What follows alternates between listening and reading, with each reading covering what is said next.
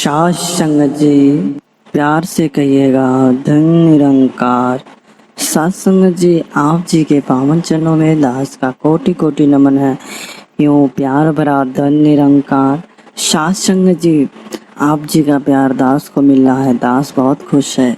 सास संगत जी, आगे भी अपना प्यार ऐसे बनाए रखिए, हमें थोड़ी मोटिवेशन मिलती है। सास संगत जी, आज की जो कहानी है, यह कहानी है एक अंधे व्यक्ति की। उसमें कितनी दयालुता है ये उसके ऊपर है। तो साथ संगत जी, हम ये कहानी स्टार्ट करते हैं। एक अंधा व्यक्ति था और वह एक मंदिर के थोड़ा से ही पास में रहता था। साथ संगत जी, अंधे व्यक्ति का जो एक पास में रहता था, वह मंदिर पे हर दिन मंदिर की सीढ़ियां पे बैठा रहता था। वहां पे लोगों से भीखे मांगा करता था, क्योंकि वह देख नहीं सकता था, उससे कोई काम नहीं मिल पा रहा था। तो वहाँ पे वह भीखे मांगे करता था।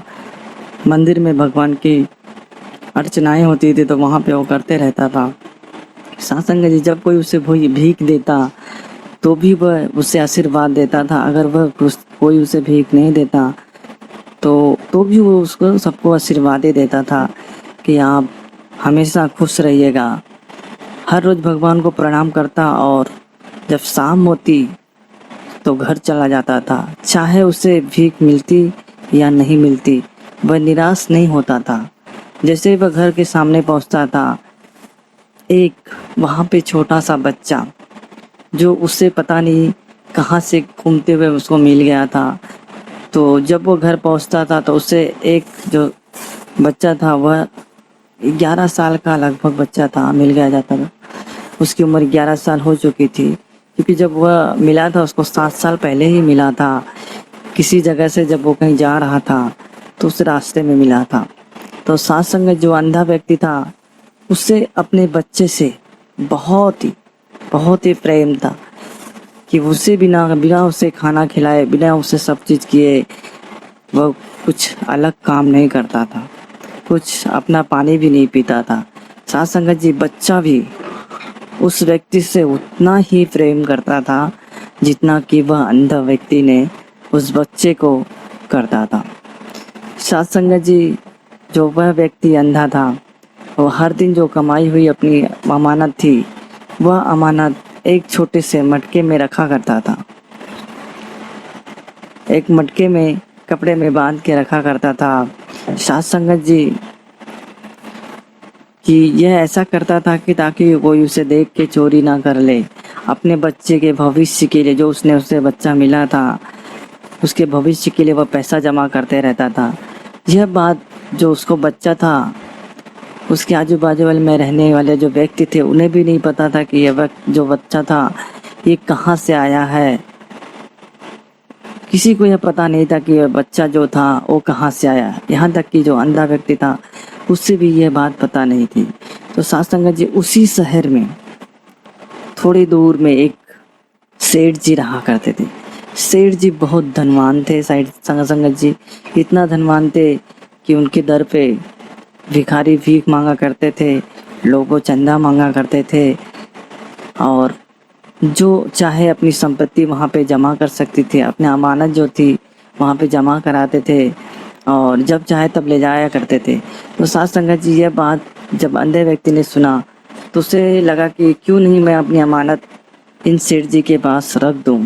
तो साथ संगत जी, वह जो अंधा व्यक्ति था, वह अपना अमानत लेके सीधे चला जाता है सेठ जी के पास। सेठ जी के पास जब पहुंचता है तो उनके घर के सामने नौकर लोग उसे रोक देते हैं कि आप कहाँ जा रहे हैं, आपको किससे काम है।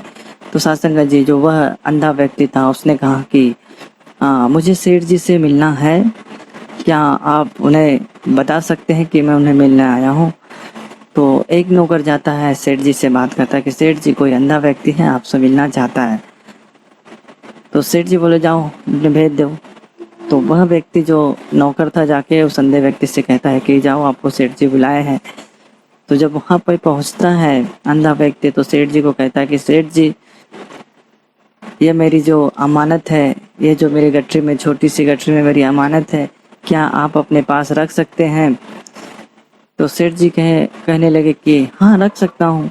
उन्होंने कहा कि जाओ वहाँ पे मुनीम जी हैं, वहाँ पे उन्हें देख के अपना नाम लिखवा लो।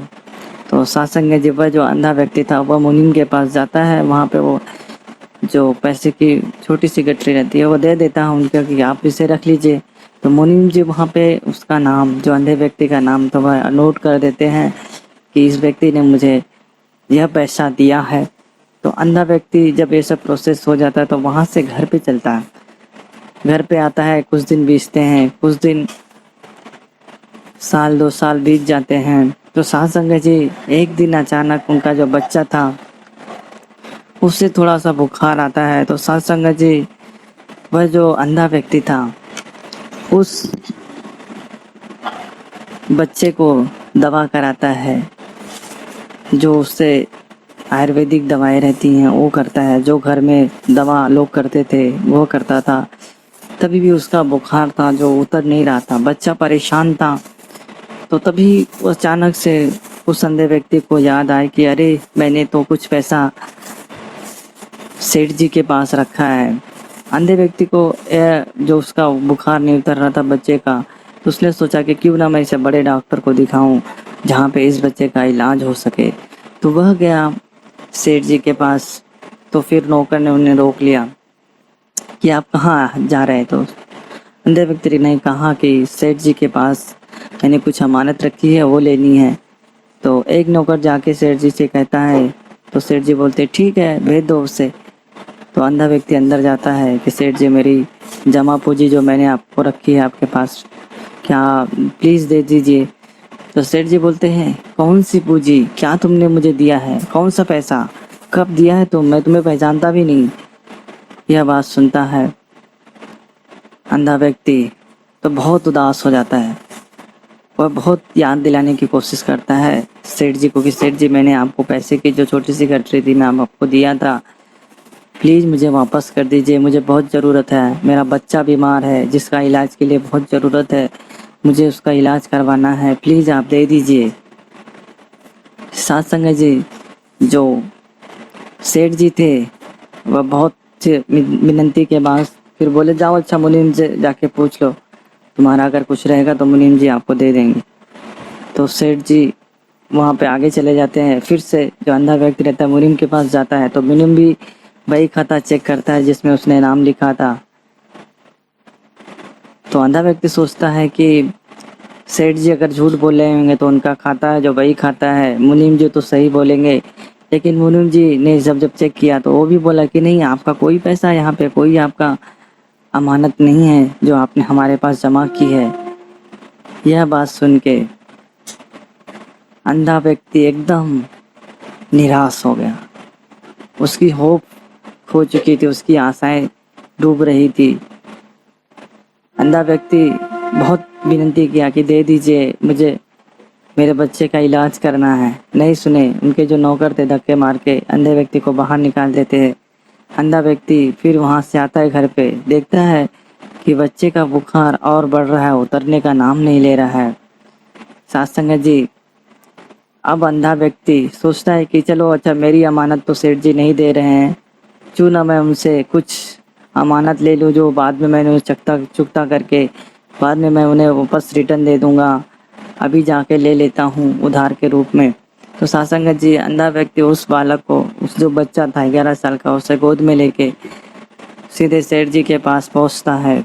सेठ जी का वापस वही नौकर बोलता है क्या काम है। तो नौकर ये बोले कि मुझे सेठ जी से मिलना है। तो सेठ जी बोले कि जाओ बोल दो मुझे नहीं मिलना है, मैं किसी अंधे व्यक्ति को पहचानता नहीं। तो अंधा व्यक्ति बोलता है कि एक बार खाली मुझे मिलने दीजिए, जैसे मैं मिल लूँगा फिर मैं चला जाऊँगा। सत्संग जी जैसे जब सेठ जी उससे मिलने जाते हैं, अंधे व्यक्ति को देखते कि उसके पास में जो बच्चा पड़ा है वह बच्चा किसी और का नहीं है, उनका ही है जो किसी मेले में खो गया था, जो 6 साल पहले वो मेले में खो गया था। तो वह सेठ जी पहचान जाते हैं और वह बच्चा छीन लेते हैं अंधे के हाथ से और अंधे को मारपीट करा के उससे लात घुसा मरवा के बाहर फेंकवा देते हैं कि जाओ ये बच्चा मेरा है, तुमको कहाँ से मिला। अब अंधा व्यक्ति जो था बहुत रोया बिलखा घर पे आया। अब अंधे व्यक्ति जो ये यहाँ पे जो सेठ जी थे, उन्होंने उनके पास पैसा था तो उन्होंने जो डॉक्टर बुलाए, तुरंत उसका इलाज होने लगा। बच्चा कुछ टाइम के बाद थोड़ा सा उसमें जो पहले से थोड़ा बदलाव आए, थोड़ा ठीक फील करने लगा। फिर कुछ टाइम के बाद, कुछ समय के बाद वह उठता है चारों तरफ देखता है, तो वहाँ पे जो उसका नज़ारा था सब बदला हुआ था। जहाँ पहले वो झोपड़ी में रहता था, वहाँ आज वो बड़े से घर में है। उसके सामने वो अंधा व्यक्ति नहीं, कोई बड़ा सा आदमी जो खड़ा है, जो बहुत धनवान है। वह पूछता है कि वह जो व्यक्ति अंधा वह कहाँ गया। तो सेठ जी बोलते हैं कि नहीं, वह यहाँ पे नहीं है। तो यह बात सुन के वह जो बच्चा था, बालक था, फिर से सो गया। फिर से उसे बुखार बढ़ने लगे। तो अब जब सेठ जी जब देखे कि यह बच्चा वापस से बीमार हो गया है, उस व्यक्ति को बहुत खोज रहा है, जो अंधा व्यक्ति था, जो इसकी पालन पोषण कर रहा था। तो सेठ जी खोजते खोजाते पहुँचते उसके घर पे, जो अंधा व्यक्ति था। अब अंधा व्यक्ति भी बहुत बीमार पड़ गया था, क्योंकि उसे देखा था कि उसको अपना जो बच्चा था, उसका जो जुदाई थी उसे बर्दाश्त नहीं हो रही थी। साथ संगत जी, तो कुछ समय के बाद जब वह सेठ जी वहाँ से उसको लेके जाते हैं अपने घर पे, तो वह अंधा व्यक्ति बोलता है, वाह सेठ जी वाह, जब आपका बच्चा है तो आप इसकी इलाज बड़े बड़े डॉक्टरों से करा रहे हैं और हमारा धन हमको भी नहीं दे रहे हैं। मैं आपके घर पे नहीं जाऊंगा, मैं आपकी बच्चे के पास नहीं जाऊंगा। तो बहुत विनती करते हैं जो सेठ जी रहते हैं। तो वह अंधा व्यक्ति जाता है उधर। तो जब अंधे व्यक्ति को वहाँ पहुँचने पे, जैसे अंधा व्यक्ति जाता है बालक के पास, वहाँ पे उसको छूता है, टच करता है, बच्चे को महसूस होता है कि वह व्यक्ति मिल गया है जिसे वह ढूंढ रहा था। तो उसकी थोड़ा सा तबीयत सुधरने लगती है। कुछ दिन होते हैं, फिर सेठ जी उस अंधे व्यक्ति को भगा देते हैं कि जाओ, तुम्हारा यहाँ पे कोई काम नहीं है, तुम यहाँ पे नहीं रह सकते हो। सत्संग जी, वह अंधा व्यक्ति चला जाता है। वहाँ पे जो बच्चा रहता है, अब वह उसे वहाँ रहने की कोई इच्छा नहीं रहती है। कुछ दिन के बाद वह बच्चा भी वहाँ से भाग जाता है और वापस उसे अंधे व्यक्ति के पास आ जाता है। तो जैसे ही वह अंधा व्यक्ति के पास आता है, तो पीछे पीछे सेठ जी आते हैं कुछ दिन के बाद कि ये अपना जो पैसा है, अंधा व्यक्ति को बोलते कि ये अपना पैसा ले लीजिए, जो आपने मेरे पास रखा था, अभी मुझे याद आ गया, मुझे मेरा बच्चा वापस लौटा दीजिए। तो वह अंधा व्यक्ति बोला कि देखिए सेठ जी, मैं आपका पैसा जो मैं आपको जमा किया था, मैंने आपको दे दिया, मैं उसे भूल गया, क्योंकि आपने मुझे दिया नहीं जब मेरे बच्चे की इलाज कराने की ज़रूरत थी। आज जब आपको पता चला कि यह जो बच्चा मेरे साथ में है मेरा है, तो आपने मेरी कितनी खातिरदारी कर रहे हैं। अब यह पैसा मेरे किसी काम का नहीं है, आप चले जाइए। वह जो सेठ जी का बच्चा था, लड़का था, वह उनकी बात, जो सेठ की बात जरा सा नहीं सुन रहा था कि नहीं, मुझे आपके पास नहीं रहना, मुझे इनके पास ही रहना है, यही मेरे माँ बाप है, यही मेरे पिताजी हैं। तो सत्संग जी, कहने का अर्थ है कि हम कभी किसी की भलाई करते हैं तो वह भलाई, जैसे कि सेठ जी ने अगर भलाई अच्छे से की होती, उस समय ही अगर वह दवा के लिए पैसा, जो अंधे का व्यक्ति का पैसा दे दिए रहते, तो आज क्या होता। शायद अंधा व्यक्ति उस बच्चे को मनाता कि नहीं, आपके अच्छा व्यक्ति हैं, आपका जो पिताजी है यही है, सब जो चीज़ें हैं आपका ही है, आप यहाँ पे रहिए, तो शायद वह बच्चा मान जाता। लेकिन सेठ जी धोखाधड़ी कर रहे थे और वह इस जो अंधा व्यक्ति का पैसा रख लिया थे। सत्संग जी, तो हमें धोखाधड़ी किसी की नहीं करना चाहिए। हम किसी की मजबूरी का फ़ायदा नहीं उठाना चाहिए। पता नहीं कौन से समय कौन किसका हो जाए, ये किसी को पता नहीं रहता है। सत्संग जी, आज का विचार, आज की कहानी यहीं पे समाप्त होती है। सत्संग जी, प्यार से कहिएगा धन्य निरंकार। सत्संग जी, अगर ये कहानी आपको अच्छी लगती है तो प्लीज़ इसे शेयर कीजिए संत महात्माओं में, साथ संगत जी, आप जी के पावन चरणों में दास का कोटि कोटि नमन है। यो प्यार से कहिएगा धन निरंकार।